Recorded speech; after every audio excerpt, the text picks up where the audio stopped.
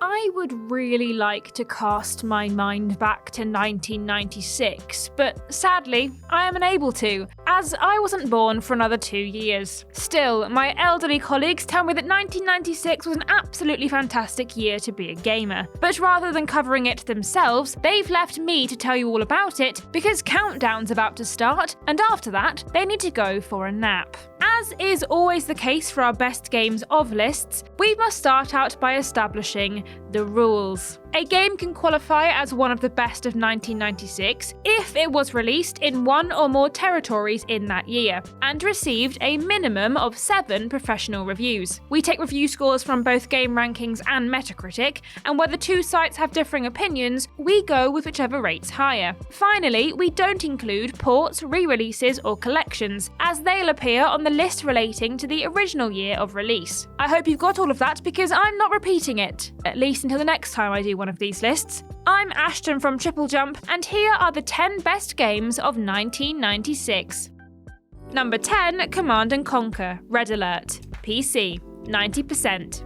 If, back in the 90s, you enjoyed commanding some things and conquering others, then you'd have probably had a brilliant time with the Command & Conquer series. Command & Conquer: Red Alert was a prequel to the OG 1995 title and was set in an alternate version of history in which the Allied forces were faced with the threat of an ultra-aggressive Soviet Union who wanted power over the entirety of the European mainland. In addition to commanding units, players needed to mine resources, which could then be processed and turned into cash to buy additional units, vehicles, buildings, and much more. Despite courting some controversy, thanks to an ad featuring several real-world dictators which bore the tagline "Previous High Scores," Command & Conquer: Red Alert garnered decent review scores. Red Alert improved upon the graphics of the original and retained what made it special, while still bringing new gameplay elements to the table. Within a month of going on sale, Red Alert had sold over 1.5 million copies worldwide, and later went on to win a number of awards. I guess you could say that what it really commanded and conquered was the PC gaming market. Number 9, Resident Evil, PlayStation, 91%. Prior to 1996, options for survival horror video games were limited. Titles like 1989's Sweet Home and 1992's Alone in the Dark were on hand to provide some spookies, but the genre didn't really explode, or even get its name, until Resident Evil hit consoles. The game centers on Special Tactics and Rescue Service squad members Chris Redfield and Jill Valentine, who find themselves trapped in the Spencer mansion while investigating the disappearance of the Bravo team that had been sent in before them. Once they arrive, however, they find the place overrun with zombies and must try to uncover just what the heck is going on. Now, let's be honest, Resident Evil was far from being a perfect game. The storyline was a little wonky and the voice acting was doubly so, but those flaws didn't prevent it from achieving fantastic review scores. Players and critics alike lauded the game for its addictive and well-paced gameplay, the challenge presented by both the combat and the puzzles, as well as the fact that it was, at times, genuinely scary. You're lying if you say you weren't terrified the moment you came face to face with that first zombie.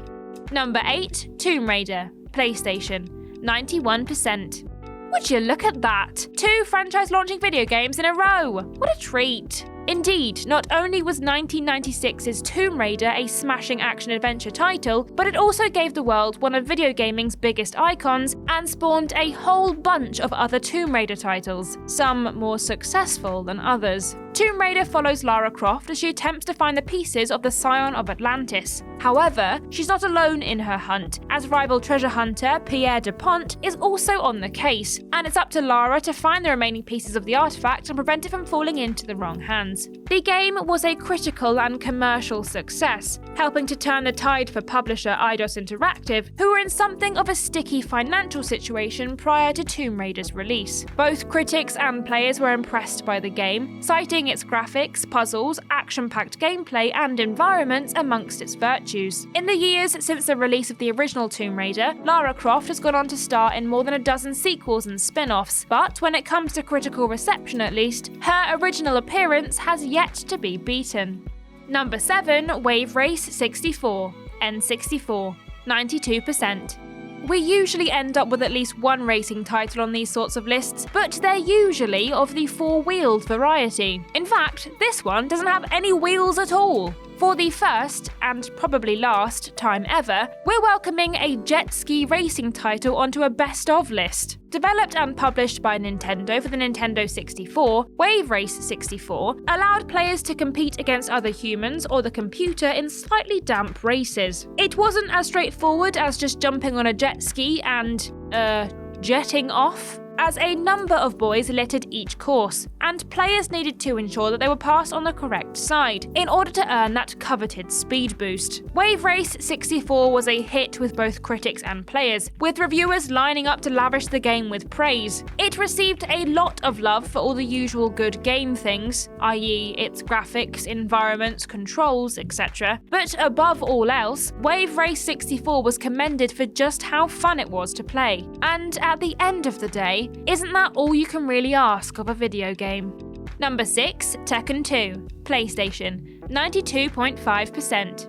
Just as there must always be a racing game on these best of lists, so too must there be a fighting game. And it would seem that the greatest fighting game of 1996 was Tekken 2 for the PlayStation. Originally released in arcades in 1995 before making its way back to PlayStations all across the world throughout 1996, Tekken 2 saw multiple fighters taking on one another in the King of Iron Fist Tournament 2. Set 2 years after the events of the original Tekken, Mashiya Zaibatsu, under the leadership of Kazuya Mishima, has become more powerful and corrupt than ever. And in a bid to rid himself of his enemies once and for all, Kazuya arranges the tournament in the hopes that his enemies will all just kill each other. Tekken 2 had all of the ingredients for a great fighting game, which came together to perfection. The stages were interesting, there was a decently sized roster of entertaining characters, and the gameplay was both accessible enough for new players, whilst giving more experienced fans plenty of complex moves and combos to get their heads around. You might even go as far to say that video game fans had really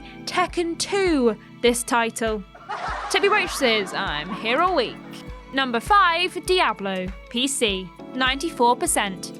Before we get into this one, we should probably go into why Diablo is making an appearance on this list and not our best of 1997 list. According to Blizzard, the game was first released in January 1997. However, the game did appear in several stores on the west coast of the US as early as December 1996, so technically it had a release in 1996. Plus, it didn't show up in our research for our best of 1997 list, so we feel it only fair to include it here. Developed by Blizzard North and published by Blizzard Entertainment, Diablo was the first installment in the now well-established Diablo franchise. In this infernal RPG, players got to choose from one of 3 character classes, with a 4th added via an expansion, and travelled to the town of Tristram in order to battle their way through multiple dungeons before facing off against the eponymous Diablo, Lord of Terror. Critics were blown away by Diablo, praising its randomly generated dungeons, online multiplayer, enemies, and vast array of magical items. The game was also a commercial hit, and despite the studio believing that it probably wouldn't be very popular, Diablo went on to sell over 2.5 million copies.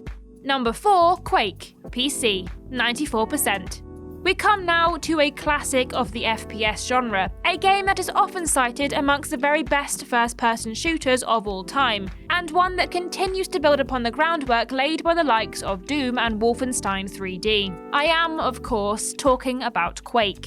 Developed by id Software, Quake tasked players with finding their way through labyrinthian levels, all whilst being hunted by monsties. The game came with both single-player and multiplayer modes, but unlike its forefathers, it had a whole variety of multiplayer options for gamers to enjoy, including free-for-all, duels, and team play. Upon its release, Quake received critical acclaim, with reviewers directing praise at everything from the game's 3D engine and graphics to its atmospheric sound effects and 9 Inch Nails composed soundtrack. From start to finish, Quake was a heart-pounding and at times unnerving experience, and so there's little wonder why fans still play it to this very day. Alas, despite its fantastic critical reception, Quake's release was somewhat bittersweet, as shortly after the game launched, the vast majority of the development team, including id Software's co-founder John Romero, left the studio.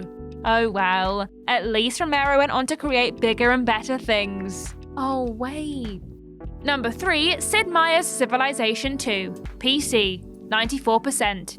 Oh look everyone, it's everyone's favourite exclamation mark loving game designer Sid Meier. What have you got for us today, Sid? Indeed, making yet another appearance on one of these best of lists is Sid Meier, and his follow-up to 1991's Civilization that earns him his spot today. A game of the turn-based strategy persuasion, Civilization 2 gave players an opportunity to build their own empire. They'd start out by choosing from one of 21 historical civilizations or creating one of their own, and were charged with expanding their dominion by producing resources, conquering other civilizations, and discovering new technologies. Like its predecessor, Civilization 2 received widespread critical acclaim, with one publication even going as far as to call the two games perhaps the finest strategy titles ever made. The added depth of gameplay was particularly praiseworthy, with critics lauding the improved combat, trade, and diplomatic relations. Not only did the game sell 3 million copies by 2001, but it cemented the Civilization franchise's place in video gaming history, paving the way for multiple sequels and spin-offs, and earning itself a place on many a greatest video games of all time list.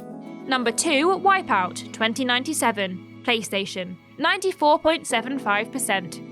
It turns out that if you're looking to make a great racing game, ditching the wheels might be the way to go, as both this entry and Wave Race 64 seemingly prove. Wipeout 2097, or Wipeout XL if you want to get Japanese or North American about this, was a direct sequel to 1995's Wipeout, and focused on the exciting sport of anti-gravity racing. Set some 4 decades after its predecessor, players got to enter the F5000 AG Racing League, which was faster, more competitive, and far more dangerous than the F3600 League featured in Wipeout. The actual gameplay had been kept much the same. Players piloted little crafts, and it was up to them to race either their human pals or the computer in order to finish in the highest position possible. In fact, just about the only difference between Wipeout 2097 and Wipeout was the introduction of new tracks and weapons. Still, this lack of innovation didn't stop Wipeout 2097 from going down well with critics, who were impressed by the detailed environments, aggressive AI, and soundtrack, which included some absolute bangers from the likes of The Prodigy and the Chemical Brothers.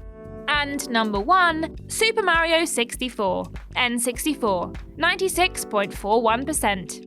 Well, here he is yet again, boys, girls, and others, everyone's favourite mustachioed Italian plumber, back to claim yet another Best of X-Year title. He's going to run out of shelf space at this rate, or at least he would if we were giving out actual physical awards for these things. Mario's first foray into 3D was released in Japan and North America in June and September 1996 respectively, but didn't make its way to the PAL region until the following year, which is, frankly, an outrage. You're lucky you're so good, Super Mario 64, or we'd be having words. Plot-wise, the game sees series antagonist Bowser up to no good, as he invades Princess Peach's castle and hides its source of protection, the Power Stars, across a number of different worlds hidden inside paintings. By traversing each of the realms, Mario must collect the missing stars, defeat Bowser, and rescue Peach. Super Mario 64 was met with universal critical acclaim upon its release, earning a staggering review score of 96.41%. Praise was directed towards the variety in the different worlds, the sense of freedom given to players, and the new 3D appearance of the beloved Mario characters. So, congrats to you once again, Mario. Your glorious 3D visage is an inspiration to us all.